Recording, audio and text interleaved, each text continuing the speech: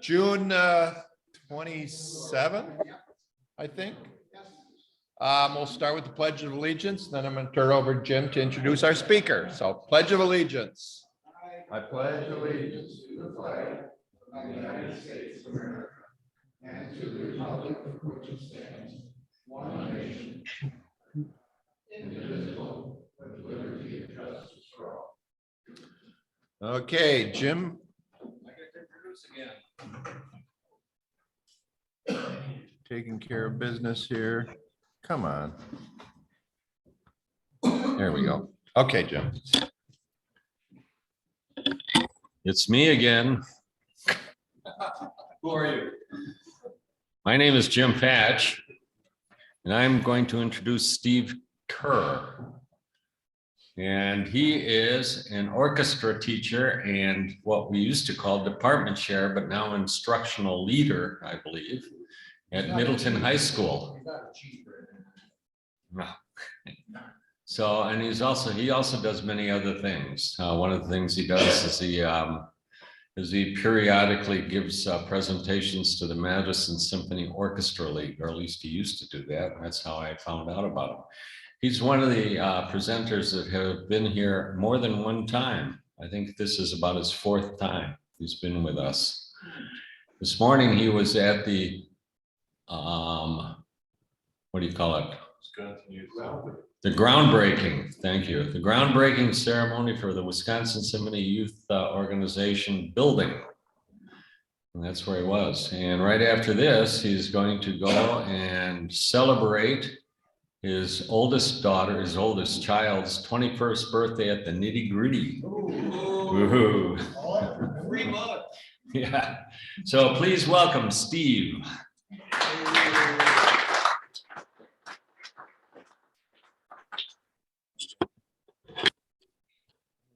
Combination. So yeah, my before I was an orchestra teacher back in the 90s, I was a grad student for a very long time in musicology.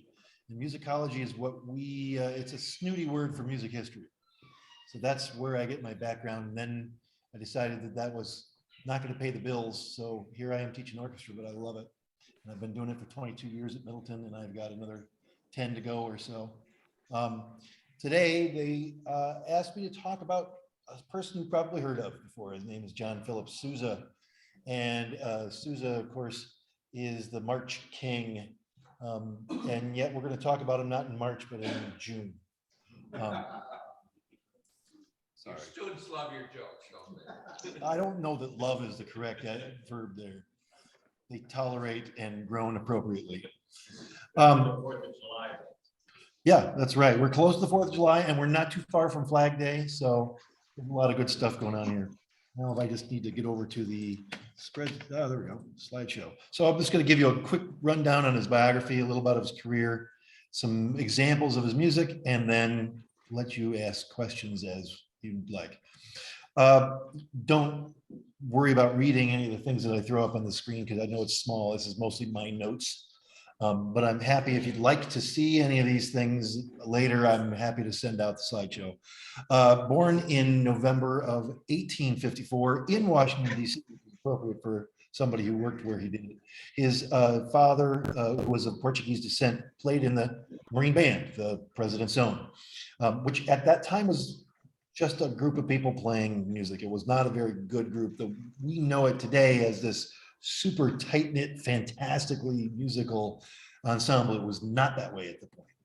He was a young musician. His dad played in the group, so he studied, and his favorite instrument was violin, which makes sense for the guy who would become the March King, play in a bunch of bands.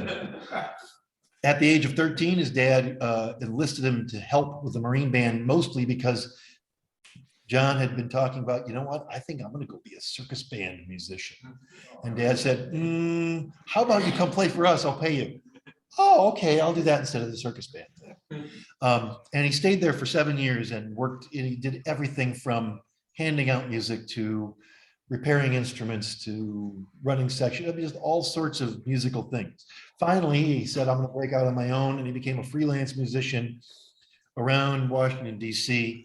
When he was in his early 20s, moved to Philadelphia to become a proofreader and editor, And then at the age of 25 in 1880, he was asked back and said, hey, our current leader of the Marine Band is retiring. Would you like to become the new Marine Band leader? He said, yeah, that sounds like a great thing.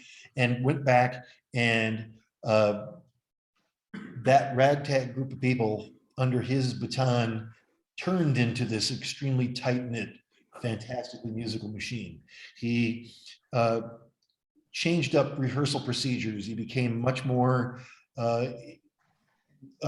stringent about, no, we all need to play together, and we all need to play, no, not again, no, play that right. No, was very, I wouldn't say vicious at rehearsals, but much more demanding at rehearsals than his predecessors had been. And also brought in lots of new music. A lot of it early on was just simply band arrangements of orchestral music, like of the latest Verdi opera. He would arrange a bunch of arias from it. And then he started thinking, well, how about I write some music for it? And yes, there were marches, but there was other stuff too. He didn't just write marches. Yes. The term Marine Band, was it associated with, and I have no history of the U.S. Marine Corps. Was It was associated with the Marines, yes. So it was federally supported? All that stuff, and Okay. and associated with the president, even at that. So he played for, in his time as the Marine Band, I think 5 presidents over time. Very soon after he started in the group, he started writing marches. His first famous one was the Gladiator in 1888, Semper Fidelis, the famous march, which of course matches the motto of the Marine Corps, and it became very quickly the official march of that ensemble. When they play that, and I want to show a video of the Marine Band playing, because nobody should play this stuff about a video for you other than the Marine Band. You can hear the reverence that they have for that work that he wrote for them. In 1889, the Washington Post. So Washington Post has not been around for that long. You might think it's been around forever and ever and ever, but it was a pretty new newspaper in 1889, and they had a competition.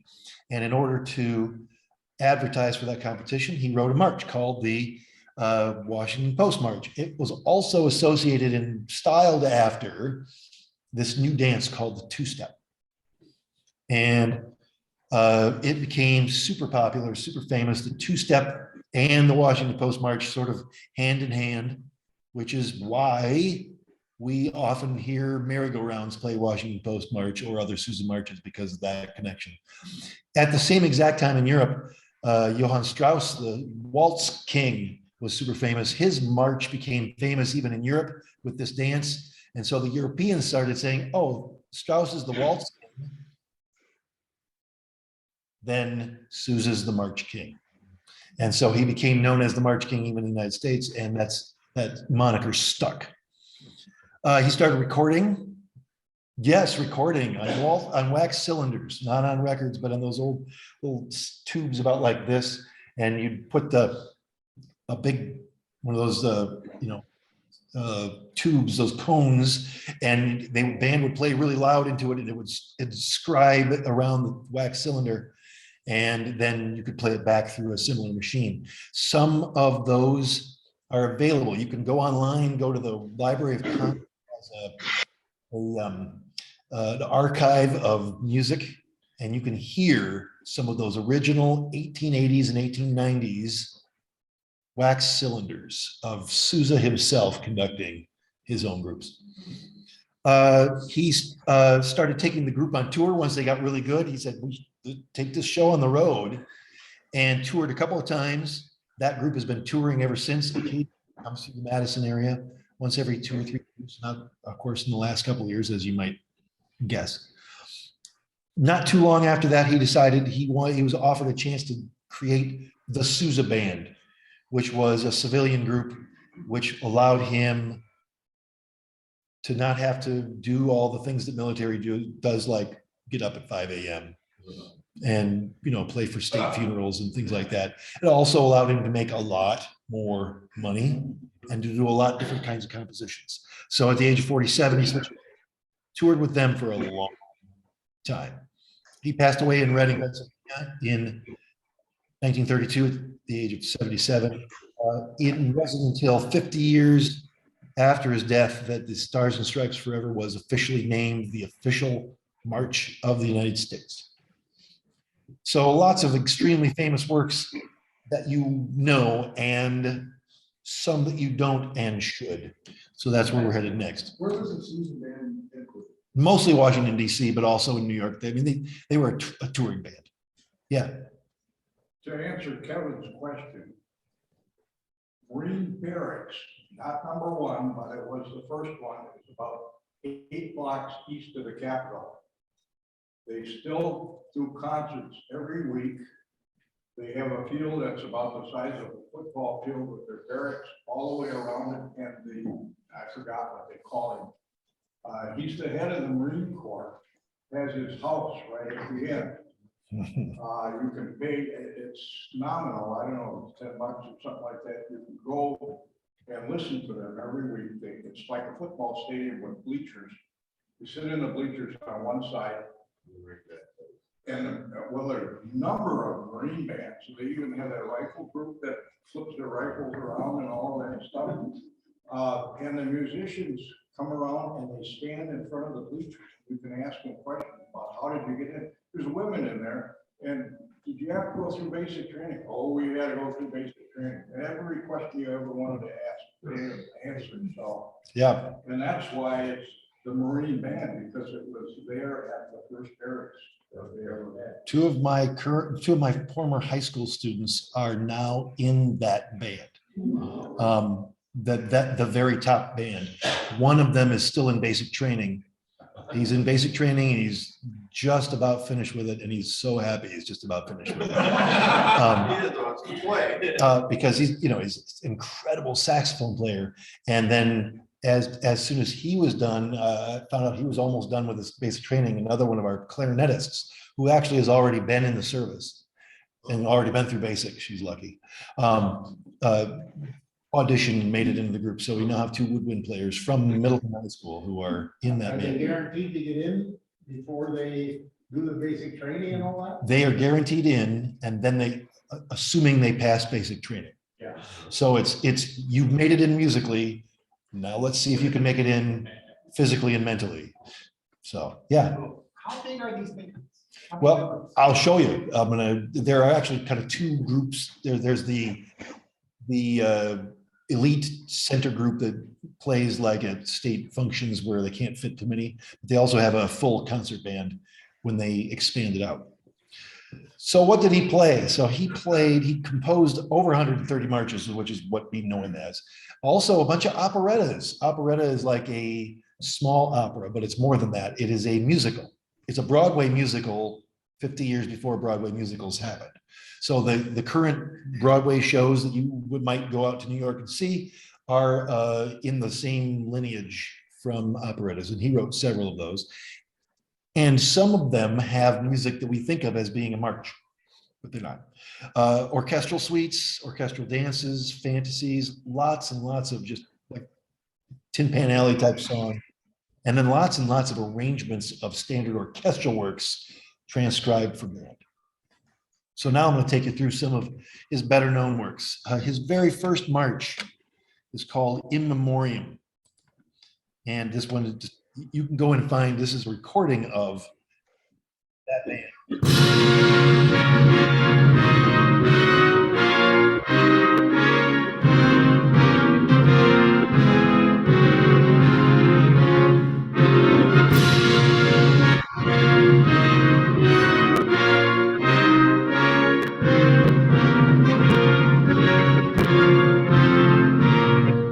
So In Memoriam, it was written for President Garfield, who had just been assassinated. A personal note for that for me, the person who assassinated Garfield was, anybody know? Guiteau, who was a sort of an anarchist from Freeport, Illinois, which is my hometown. So I know exactly where the guy lived because we used to get the bus tour and we'd go by and here's where the Lincoln Douglas debate happened. Oh, and here's Guiteau's house. Yeah, okay. I'm going to skip through that one. Here's the first famous march he did, the Gladiator March.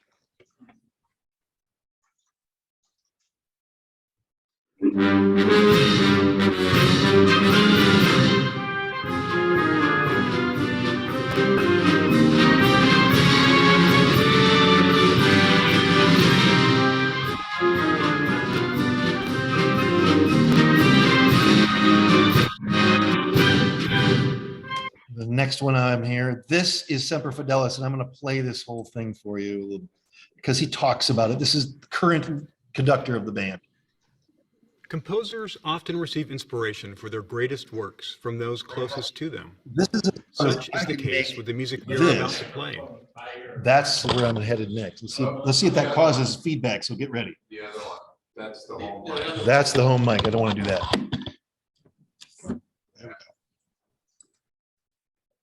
A march composed by John Phillips Sousa in 1888 while he was leader of the Marine Band.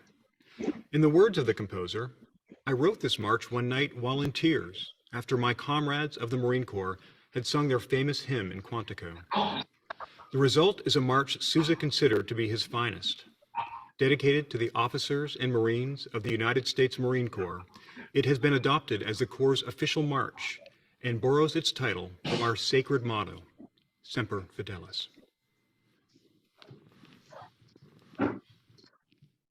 There's this.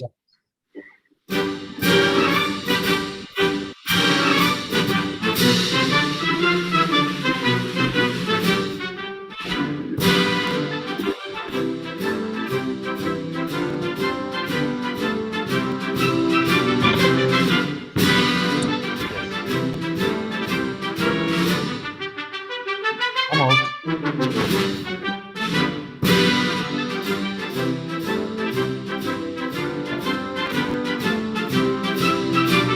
All right. We're experimenting. Ooh, what if I put it in backwards?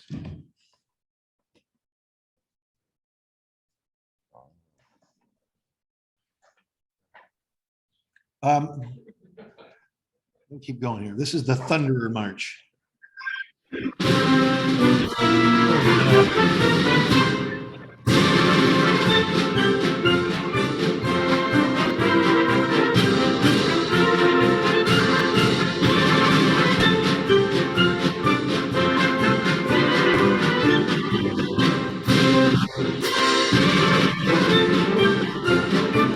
Thunderer March, there's actually there's some spots in it where it's like thunder and lightning. That's like circus music, right? Oh, that's what we associate it with circuses because it got played at circuses. But this march music became popular beyond its original intention, which was military band.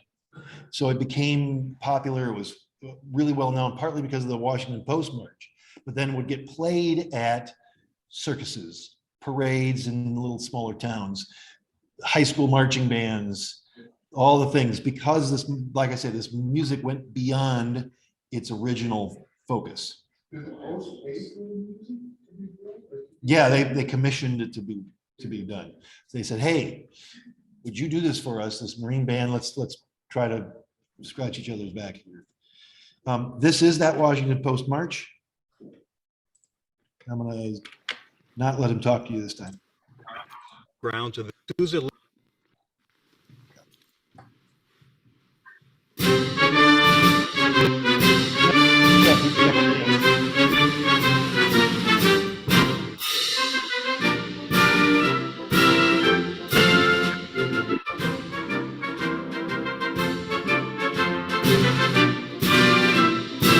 About the two-step. The two-step is a dance, of course, and we think about a two-step as being like, it's not like a march. This march is actually in what's called 6/8 time. 1, 2, 3, 4, 5, 6, da, da, da, da, da, da, da, da, da, da, da, da, and that propels the dance. That's why this march was written in that time. It was one of the first marches written in something other than a 1 and 2 and 1 and 2 and. And because of that, it set a pattern for marches to come later. So he really did a lot of things to change it.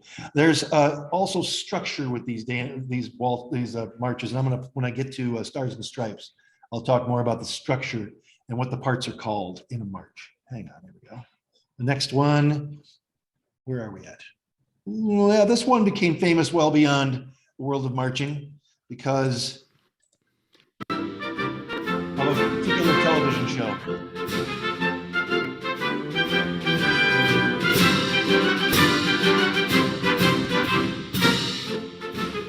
For some strange reason, the Monty Python and We can't see the titles, it's blanked off. yes, I know, and I'm not sure exactly if I can help you with that. Hang on, one.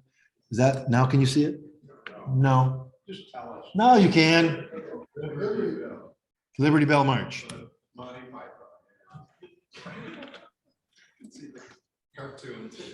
I'm gonna jump there. So here's Stars and Stripes Forever. This one is, you can tell, from 1896. This was written when he was in the civilian band. So this is not part of his Marine band time. It doesn't mean that this isn't going to be a Marine band performance of it. So the structure of a march, and I'm going to go ahead and play this whole thing for you. You have, it harks back to the old days of a Mozart Haydn minuet in a symphony. So you have the opening section, which is the normal tune. And then you have a center section, which is usually quieter, more lyric, and that's called the trio. And it has nothing to do with the fact that there are three people. There are more than three people playing, but it's called the trio. After the trio, a section that was added beyond what was original from the old minuet days back in the 1780s is a thing that is called, we call it the dog fight. But it's the break strain is the official term for it. It's a transition to the sort of the big rousing ending.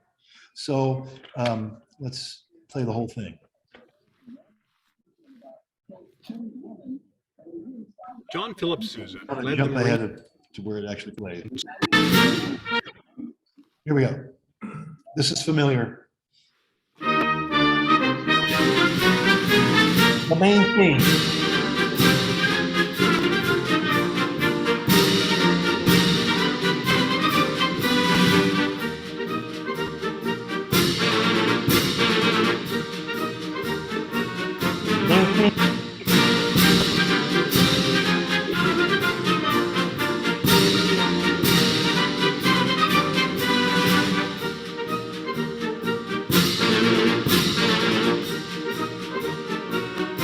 Second half of the main section.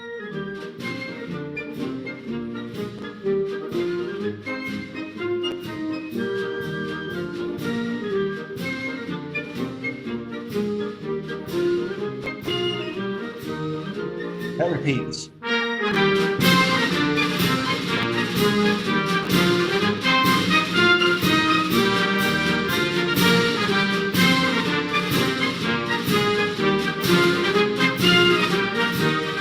The trio.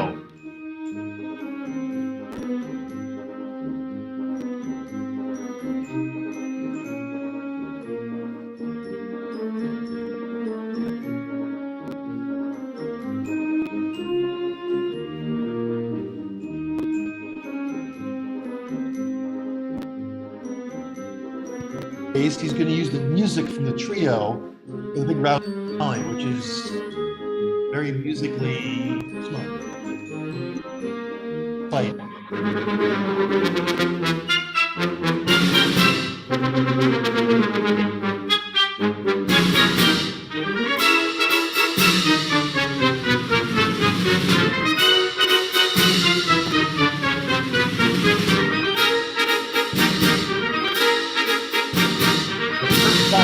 Dance a bit. Oh, solo.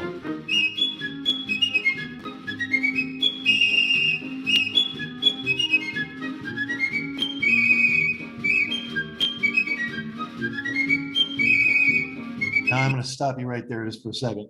There's an old joke in music. How do you get two piccolos to play in unison, in tune?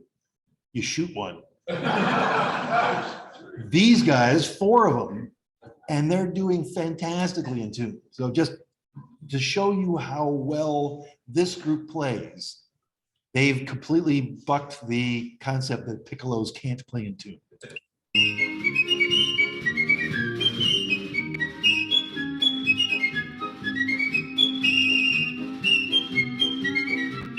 Now, after this, we'll go back and do the dog fight again. And you guys will get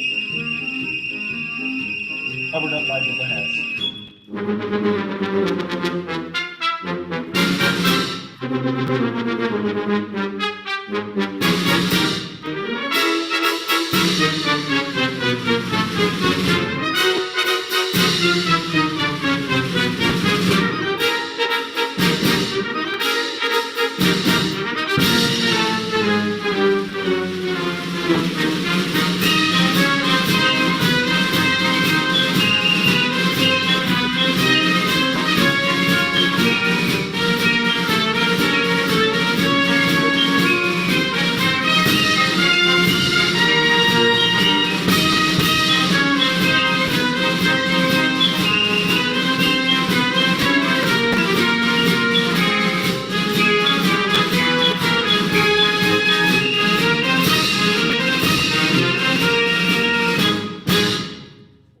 The last piece of the structure is that little thing on the end, which is called the button or the stinger. It is embarrassing when you're playing a march and you forget that there's no stinger on that march. Oh boy, is that embarrassing. This one I needed to also show you. I don't know if you knew this, but there's a march with our name on it. Sousa wrote this march, 1917. After this one, there were a series of marches that had to do with Minnesota, Michigan, Kansas, Missouri, Illini, a lot of the Big Ten and what is now the greater Big Ten land grant, universities around. Wisconsin's was first. Yes. All right, so I'll play a little bit of the Wisconsin March, and then there's actually another Wisconsin March.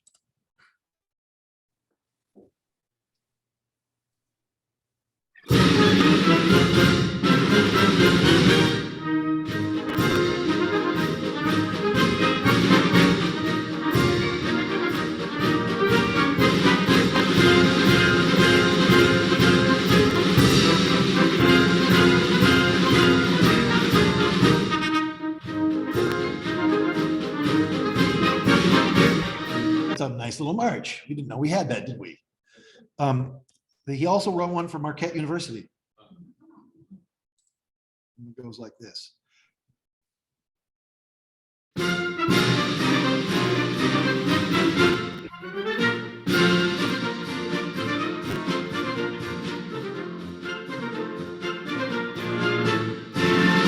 So a lot of the gestures he starts the marches with, ba, ba, ba, ba, ba, ba, ba, ba.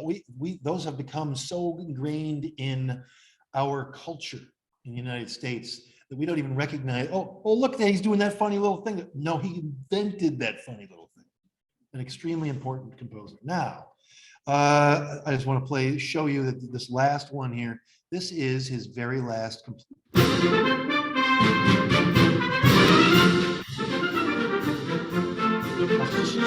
Navigators Club March, written about a year before, not even a year before he passed away.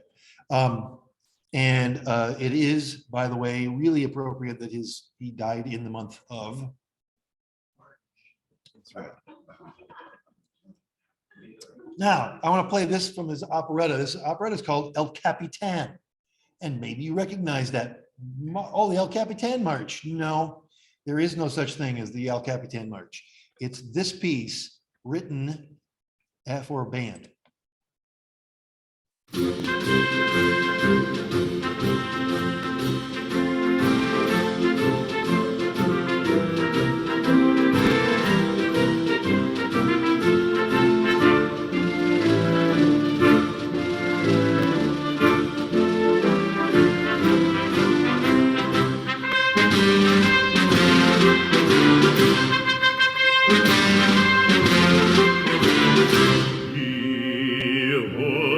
El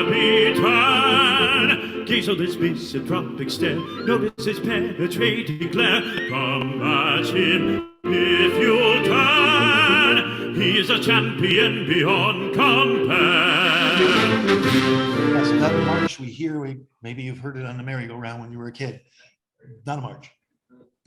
Operetta. He wrote several of those operettas, like I said, 15 of them, I think. I'm going to jump ahead of this one. And he wrote a little overture. It's called Tally Ho. Oops. Uh-oh. There we go. I'm having a hard time with all these cables over here.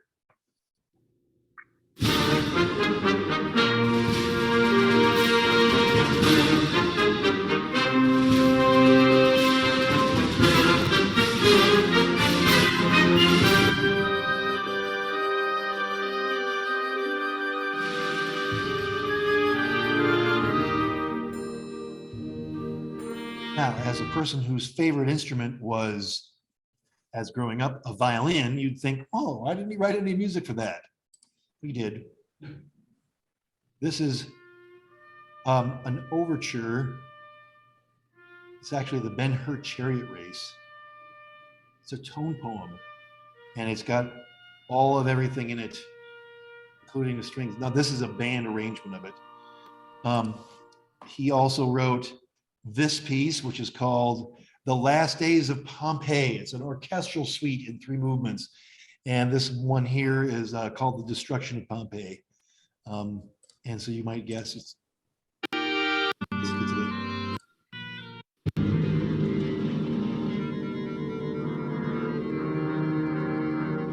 I were to have played this before he came in and saw the title in the front, said, hey, who wrote this? Probably had no idea. That same guy wrote Stars and Stripes. Did write orchestral music that is not march-based. The last thing I want to play for you here is a piece called the Presidential Polonaise. A Polonaise is just a little dance.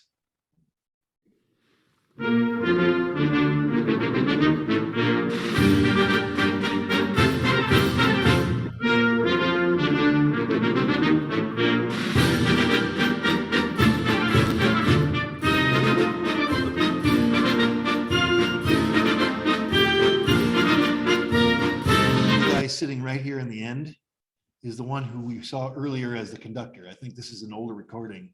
I think the guy who's sitting there in the end became the conductor. So, Sousa, a really important name in American music, not just in classical music, but in beyond that. A name that we all know, and we have that set of 5 or 8 marches we know by him, but there's a lot more there.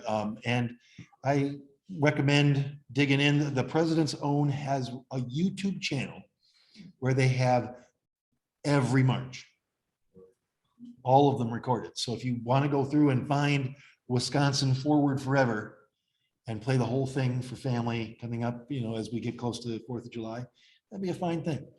I want to open it up and make sure I get a chance for you to ask questions. Yeah, go ahead. I have a question about performance versus the writing of the music. When we go here to Madison Symphony, it's perfect as far as we can tell. How much rehearsal is necessary, or do these professionals come in ready to go? Well, all right. So, yeah. So the question is rehearsal to make it perfect. How much time does it take? So the professionals come in and they are professionals, meaning they know how to rehearse and they know how to practice. They're given the music ahead of time. For example, Madison Symphony, they're mailed that music out weeks before, and they're expected to show up at the first rehearsal already knowing their parts. The old quote that we use a lot is, rehearsal is where you practice your part, or practice is where you work on yours. Rehearsal is where we work on ours. So at once you know all your parts, you know your fingerings, you've got your breath marks and everything marked in. Okay, now we take that and sculpt it into a large ensemble rather than, okay, nope, that's an F sharp. No, could you play that F sharp? No, it's an F. No, we don't do that. Madison Symphony, no. And these guys, first of all, nobody would get here without being able to do really well. And you'll be drummed out if you don't show up knowing what you're supposed to do. Yeah, in a group like this, a professional group, you won't get another chance. Yeah, go ahead.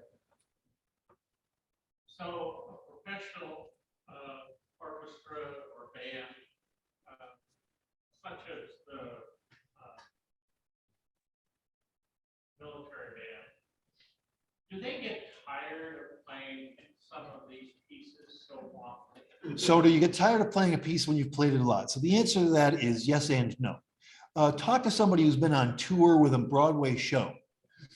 And the answer is no, it's a gig. In the same way you might get tired of going at a factory to a degree. I got to see a Broadway touring performance of West Side Story. And I was looking into the pit watching the trumpet player who never looked at the conductor. At the conductor, he never looked up. He looked at his watch. And he'd go, oh yeah, I better put my book down. Put his book down, pick up his trumpet, and in 10 seconds, start playing his book. He knew the show so well that he knew at 8:32 and 54 seconds, we do this too. He got so good at it. Now, the good news for these guys is that they know a lot of repertoire. When they go on tour, they play that repertoire a lot, but they learn new music all the time. So you're not playing the same 6 marches for 6 years in a row. It's more than that. And you have your favorites, and you also take pride in getting better and better and better at perfecting it. So I saw a couple of, we'll get to everybody. Go ahead. Yeah, how did the change in instrument affect Sousa in this band? 'Cause I know. Like, Change in instruments? Yeah, like, the first brigade band around here plays the Civil War instruments. And I know Right. that changed over time. Right, the First Brigade Band plays a lot of stuff that's a little earlier than Sousa. And what happened after that was that instruments became a little more standardized, and they certainly within the Sousa band started becoming more like this is what we have. So there's a difference between a cornet and a trumpet, and this is how we use them. And that was part of his making it more stringent, is that no, there is a different sound between a trumpet and a cornet. You can't just pick one today and pick the other tomorrow. And then of course, as saxophones became more important, as the baritone and euphonium sort of split a little bit more, as the tuba became more important, percussion instruments and so forth. And they don't just play Sousa now.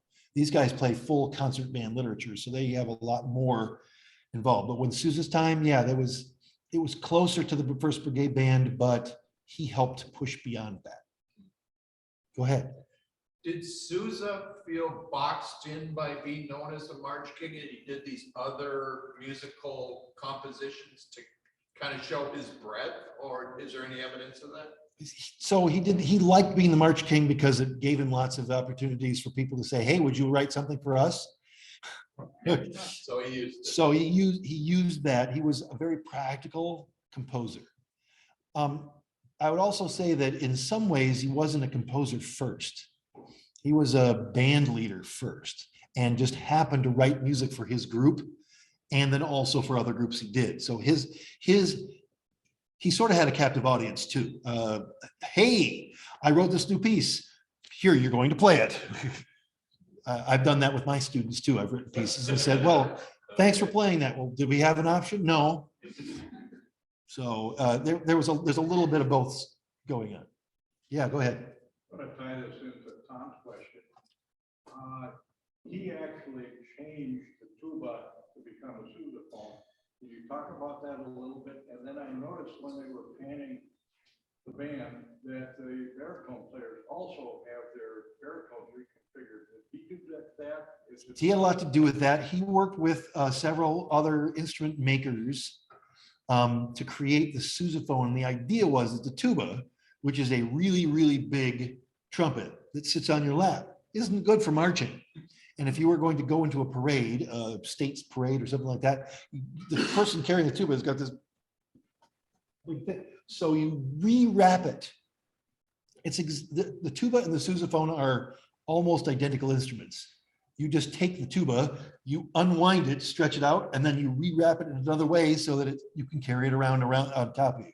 And that's very much the way if you go see a current modern drum and bugle corps, you'll see tubas that are different yet. And they're called marching tubas, and they sit on your shoulder, kind of like you're carrying around a large bazooka. And the baritones and euphoniums are the same kind of way. The French horn is even that way. So you put it up here like this, because then it's extremely directional. and you can aim at your audience. And that's why those are designed as the tuba also normally points up and a sousaphone points forward. So you put the sousaphone in the back row and then all of the band marching in front of you can hear the low notes, which is what you tune to as an ensemble. So that it was extremely practical application, and it has turned out to be so useful in the 20th century and beyond for high school marching bands, college marching bands, and those kinds of things. Yeah. So the UW tuba section at the football games is really the sousaphone section. Yeah, but again, they're the same instrument. So you can go from one to the other and there's no difference in sound or fingering. Yeah. So he followed in his father's footsteps. Was there any family successor to him? There was, his family did not do music the same way that he did, because his dad was sort of, well, I do this. And Sousa was, I am this. And sometimes when you are that way, your kids don't follow in your footsteps. My own two children played in the orchestra in the high school with me, and they are not going to be professional musicians, because both my wife and I are, and they go, boy, you guys work too hard. No. So. Thank you. Thank you. Thanks for being here. That was like a whole semester of music appreciation in 30 minutes. How many of you took music appreciation as undergrads for an easy credit? Yeah.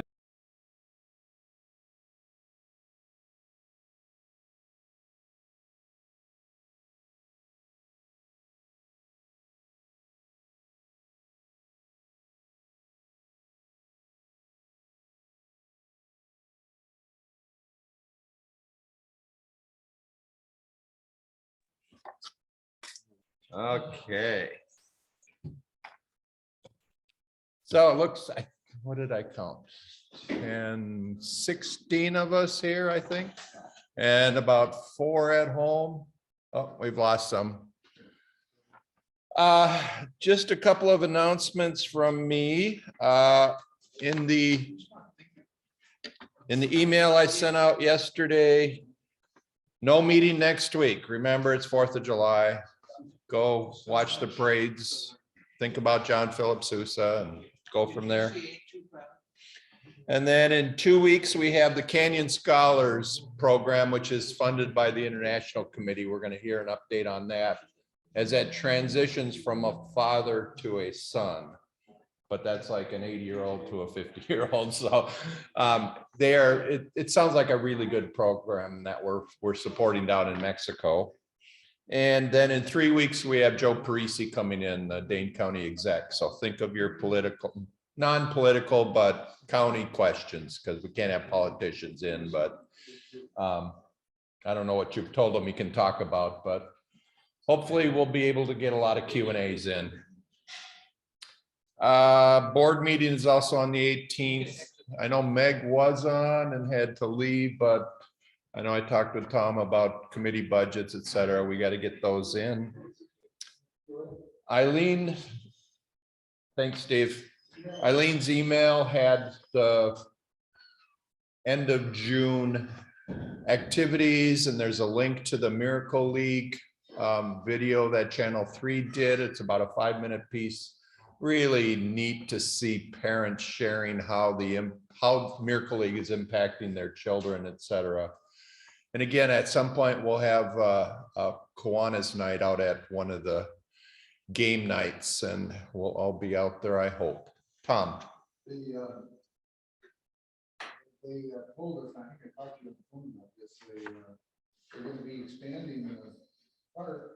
Next year, they got Walgreens to help them fund a 3rd section of stands right behind home plate, elevated though, so you can see over the announcer and the over the umpire. You look right through the umpire. But anyway, and they're also going to put shades up on all of the viewing stands, so it'll be better to watch them. Yeah, I talked to Bill about it last Wednesday, and it was a $21,000 local, the DeForest Walgreens Distribution Center fundraising that was matched by corporate. So it turned into a $42,000 grant from Walgreens for these projects. So they're also putting in a skate park. So it's really kind of messy to the east side of the field right now. But Bakken Park is a nice park. So I hope they expand the parking. And I know Bill Schultz is pushing for that too. Let's see, what else did I say? Oh, we had a really good picnic. There were a few of us there. Next one is August 23rd. No, that was June. So August 10th. Same place, Lake Farm Park number 3. I think that's all the announcements, except this morning, both Richard and I got a request from Circle K, the Wisconsin Upper Michigan Circle K group. They're doing a fundraiser for Camp Wabeek, and it is a walk, and you pay either as a sponsor of the walk for the various Circle K clubs, or you pledge so much per mile. And I tried to find information on how many miles they're planning on walking, but it's a whole weekend, 2 days of walking. So it might be a little expensive to say I'll do $1 per mile, because it might go a ways.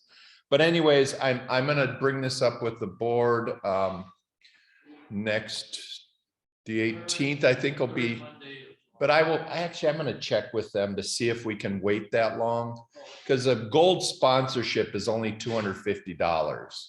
And what we would do is we'd get our Downtown Madison Kiwanis logo on the shirts that they're giving out for the walk. So it's obviously a big Kiwanis fundraising effort for Camp Wabeek. So I think as president, I have some flexibility in money, right, Dick? Or do I? We've got some contingency. So I'll bring this up with the board via electronic means, and I think we'll just sponsor for $250. If anybody disagrees, Tom? Right. So I think it's obviously a good fundraising effort, Camp Wabeek. And I may point out that some of the people at Miracle League, including the guy I'm buddies with, go to Camp Wabeek. Oh, And enjoy it very much. okay. Yeah, because it's for children and adults with disabilities. Yeah. So something we'll do to support our college level future Kiwanians at this level. So if we have a moment, we're early, just to give some credit to Walgreens. 25 years ago, they hired my Mark clients to work in their center, distribution center. And the staff were saying it's the best thing Walgreens ever and they did. continue to do that. Now they're still, now it comes to fruition with the Miracle League. So Much credit goes to full Walgreens. circle. So Walgreens has hired a lot of Mark clients, former Richard Burling clients. I think that's all I have. Anybody else? Jerry? Yeah. We have a blood drive on the 19th of July. Because we don't have a meeting next week, I want to say something now. 3 of us are signed up. We need another 3 people, and first shift and one of the slots on the second shift we need to fill in. So, Okay. please look at it, sign up on the internet, or you can talk to me after the meeting. It's at Department of Revenue. That's the only one we're doing right now. And just for George, there's a blood drive on July 19th that Jerry's organizing. And since we don't meet next week, he wanted to get the word out. He needs 3 more workers. I have a question about the blood drive. Sure. I saw on the app that there are things called teams that you sign up. I don't know if anybody still gets blood here. They tried that. I do another blood drive at our church 4 times a year. And I think that's for the volunteers. And they sign up in groups of 2.5 hours apiece, which we don't do. And so I just ignored that. And I was told when they started doing this First they said, we're not gonna do 2.5 hours. And they started an hour before the blood drive and they went an hour and a half after the blood drive. I said, this is ludicrous, whoever invented this concept, so. Yeah. Jim? Yeah, they used to do that, blood drive would have like a group like us, so that they registered the people who came and donated within that group. Yeah. But they decided a couple of years ago, that it was too much record keep. Wasn't it a couple of years ago? Yep, it was pre-COVID, probably even a year or two before that. Yeah, I still go, actually, I went this month and gave, and it's probably too late, but I was given my COVID titer. That was part of the routine blood testing they did. So I got my report saying I have a good high antibody level in my blood. So it was one of the freebies they were giving out because they were really short of blood this summer, as they are every year. So if you can go give, please give blood. Tom. Tomorrow morning at 8 a.m. There are 4 of us tomorrow will be at Violet's Park Zoo working on the Kiwanis garden. Others are welcome to come so that you're warmed up for the walking for Camp One Beach later. Have they waived the volunteer requirement? I doubt whether they waived it, but I also doubt whether They'll enforce it. would stop anybody from walking in. Yeah. Volunteer entrance on the side and going over to the Kiwanis garden. Okay, and that's in the children's zoo? Or, it's no, right- I don't You even know. walk in the volunteer entrance to the left of the main entrance, and you walk around that old sort of Frank Lloyd Wright style prairie building, and it's the Kiwanis entrance is, the Kiwanis garden is almost towards the front entrance of the zoo. Okay, There's a big sign. okay. So work detail, anybody want to do some gardening? 8 a.m. 8 a.m. so it won't be too hot. and they'll be done by 10. Any other announcements? Dick, and I have one final thought I want to share. By the way, we do give 2 scholarships to Camp Wall Beach. Tom, is that through Citizenship Committee scholarships? Yeah, I think, who? Code, I mean, Chris's? Yeah, human spiritual values. Yeah, so we do that. We don't have any money left in the contingency because we gave it to Arms. So, but for the money, we can always come up with $250, people volunteering. Okay. So we served at Wilmar last Saturday. We served about 40 meals. We went back to our old system of doing a buffet line. So people came in and sat down, got their food. We did hot dogs, potato salad, applesauce, baked beans, and cookies, including Co's usual homemade cookies. She wasn't able to be there though, because Paul had, her husband had tested positive for COVID. So she's quarantining right now. But she delivered the cookies to my house the night before. So the usual oatmeal chocolate chip and craisins. So those who helped out were Ken Cossack, Tom Broad, Eileen Nelson, and Bob Rand. Where's Bob? Thanks, Bob. So we got the job done. So thank you.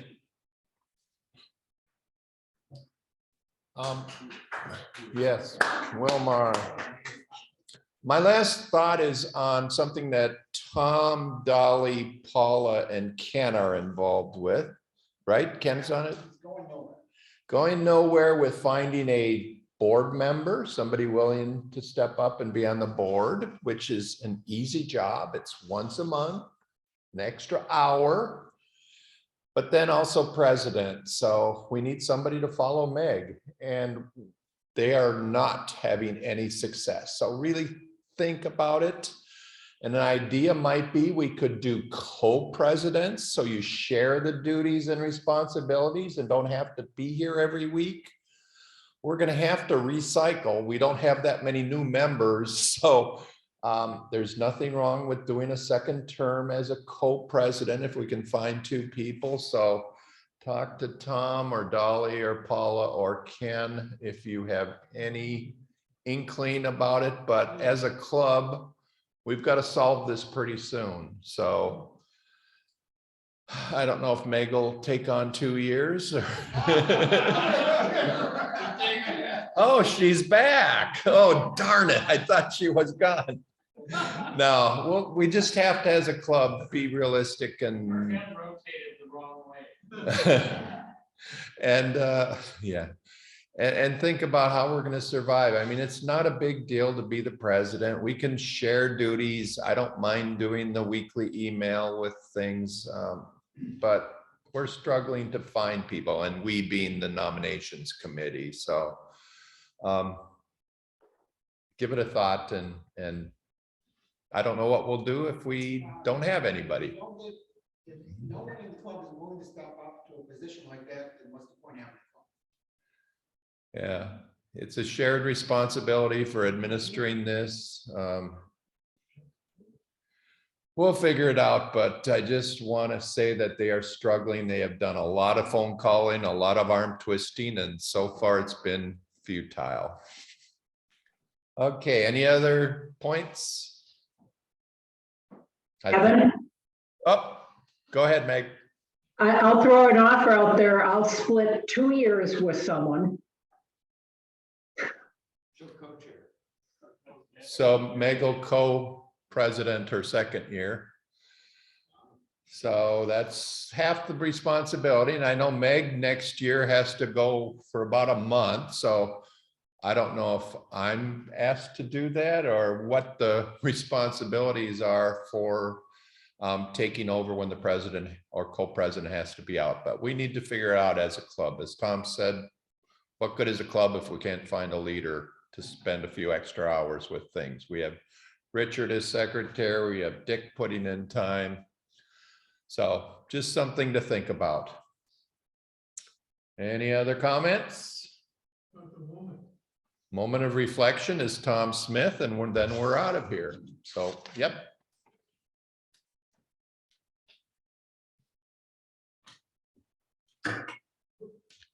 Is this good enough? Okay, good.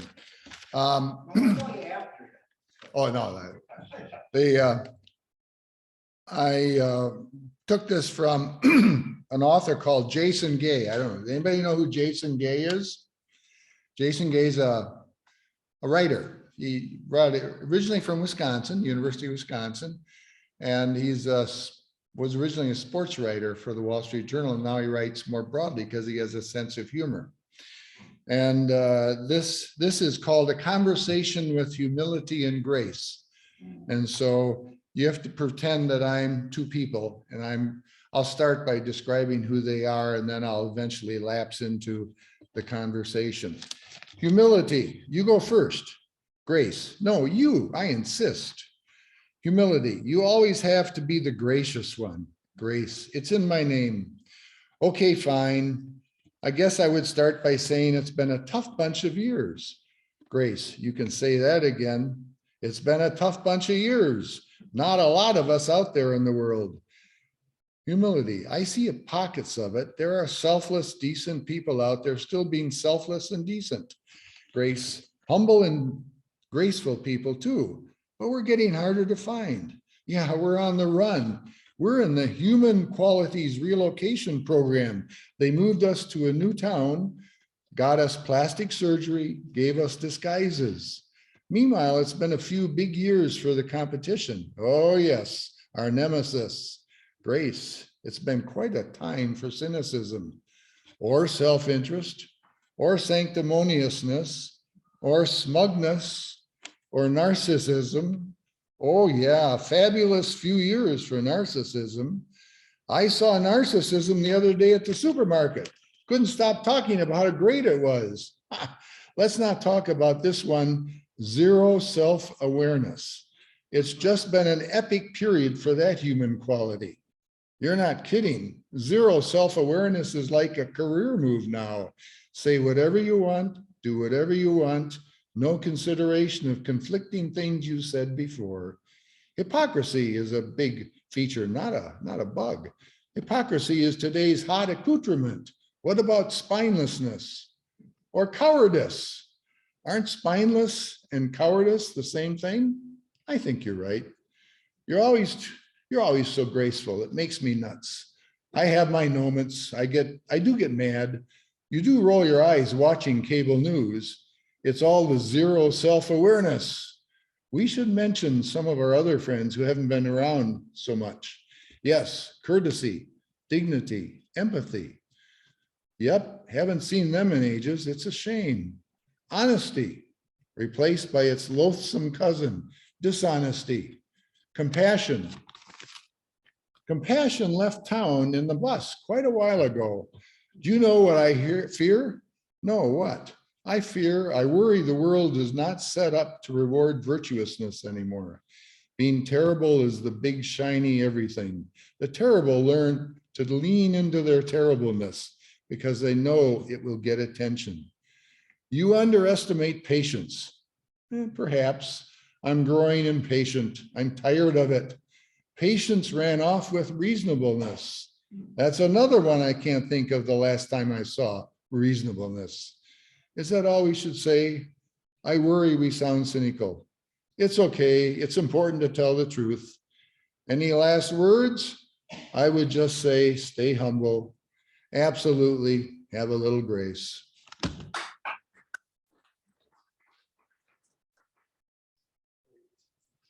All right.